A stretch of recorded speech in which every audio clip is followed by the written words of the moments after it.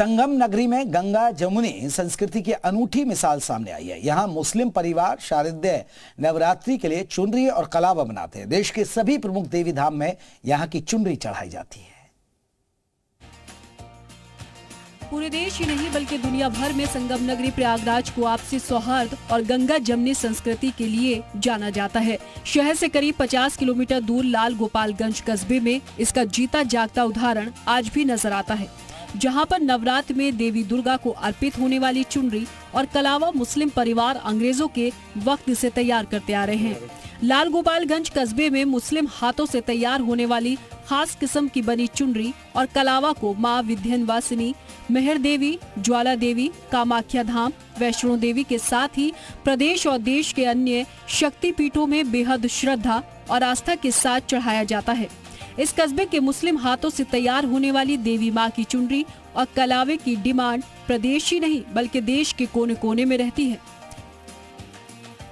ये हमारे 5 पीढ़ी से चल रहा है, दादा परदादा के वक्त चल रहा है। ये हमको पुश्तैनी मिला हुआ है और ये हमारा कारोबार जो है, जिसे नवरातन आता है और उसी में जो हम लोग ज़्यादा बिजी हो जाते हैं और रमज़ान महीना भी आता है तो हम लोग जो है इसमें काम में जो है बिजी हो जाते हैं। दरअसल प्रयागराज के लाल गोपालगंज कस्बे के मुस्लिम परिवारों को भी शक्ति का प्रतीक देवी दुर्गा को समर्पित नवरात्रि पर्व का इंतजार रहता है। नवरात्रि पर्व से पहले यहाँ के मुस्लिम परिवार मां दुर्गा की आस्था और विश्वास वाली थाली में सजने वाली चुनरी और कलावे को रंग रोगन देना शुरू कर देते हैं।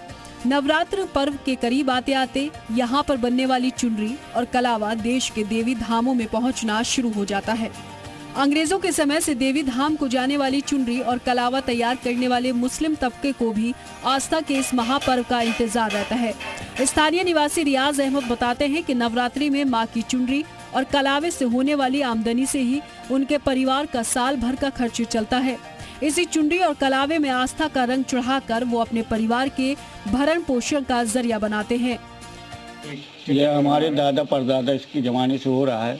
पुश्तैनी 2-3 पीढ़ी बीत चुकी है, ये 4थी पीढ़ी चल रही है हमारे लोग की। किस तरीके की चुनरी बनाते हैं? पहले तो रंगाई करते थे, रंग के बनाते थे। अब फैशन के लेवल के हिसाब से ये सब चलने लगा है। फैशन लेवल के हिसाब से तो नए वैरायटी मांगते हैं सब लोग, नई वैरायटी चलने लगी है अब। स्थानीय लोगों के मुताबिक मां की चुनरी और कलावा तैयार करके यहाँ के सैकड़ों मुस्लिम परिवार अपनी आजीविका चलाने का काम करते हैं। उनका परिवार पिछली 5 पीढ़ी से इसी काम में जुटा है। दूसरे रोजगार के साधन पर उनके परिवार ने कभी सोचा भी नहीं। देवी मां की चुनरी और कलावा तैयार करना उनके परिवार के लिए किसी आस्था से कम नहीं है।